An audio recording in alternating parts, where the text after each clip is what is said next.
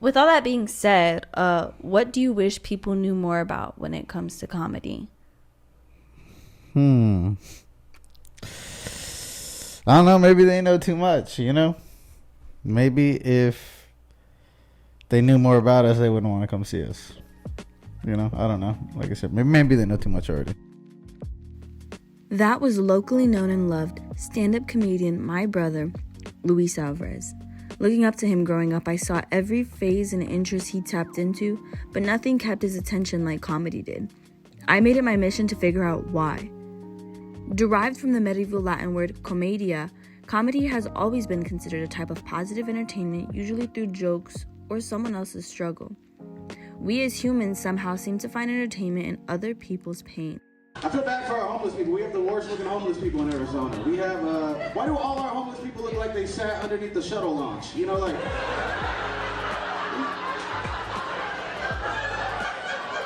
see them? We got these post-apocalyptic bums. Author and psychologist Dr. Strand describes it best as human nature, or the science of Schadenfreude, which in short basically means humans naturally want to see others do worse than them, and it brings us joy. This will explain why the most dysfunctional comedians are the funniest, and why comedy has always had a dark history. How would you say that comedy has changed over time? You're not allowed to be as blatantly racist. Well, why don't you get a job and go to work? You almost had me a job this morning. Where? I went down to the post office and asked that man, could he let me have one of them jobs? Racism is just another example of putting others down to make yourself feel better somehow. And everything about comedy half a century ago was just that.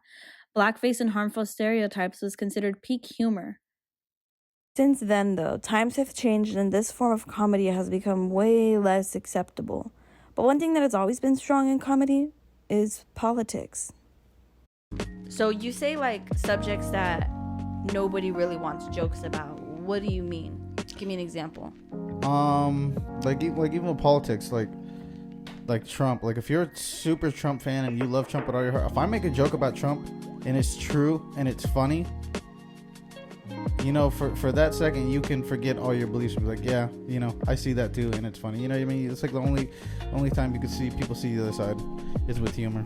Right. Politics is just one of the ways that comedy differs from all the other entertainment industries. Even if now you see people starting to speak up, the stand-up scene has been doing it since the beginning of time. I hate to see any baseball player having troubles, but that's a great sport for my people. That is the only sport in the world where a Negro can shake a stick at a white man and won't start no riot. Another thing that separates them is preparation. We get to practice different, and then when you go to see a concert, you go to your favorite artist, you don't want to hear new shit, I gotta practice new shit, and it sucks because every time, it sucks, but it's also good because it helps me, because every time I invite people out, they want to see new stuff, so I gotta generate more. We generate more material, you know what I mean, and then practicing. It's way harder to practice stand-up than it is music. You could sit in a studio and practice for months and perfect a song with no crowd. Or basketball, you go and you shoot in the gym, you go play pickup games with no crowd, and then you get to show your finished product in front of the crowd. I have to go practice in front of people, and it's trial and error, and it's right there I know that I suck or not, or that joke's not going anywhere. But how does this culture different from others? And would you say that behind the scenes that there's a brotherhood to it? Yeah, I look out for my friends, even with bigger comedians, and they all have their own cliques. You go anywhere, there's going to be cliques of comics. I have plenty of friends that we give each other spots, or just the other night, my buddy Reese had to he was just hanging out with me. He didn't have a spot. I had a spot, and I called the club owner. I said, hey, can you get my boy up? You can deduct some of my time to give him more time. We look out for each other, me and my people. Stand-up's definitely a culture. So we, at our club here, we do improv and stand-up, and you'll find that a lot of these stand-up comics have a kinship. they're in it together. They see each other all over, and it's a pretty supportive community. So I'd say it's definitely a culture, and kind of once you're in, you're in. So pay your dues, be a part of it, and they'll welcome you with open arms. I'm so deep.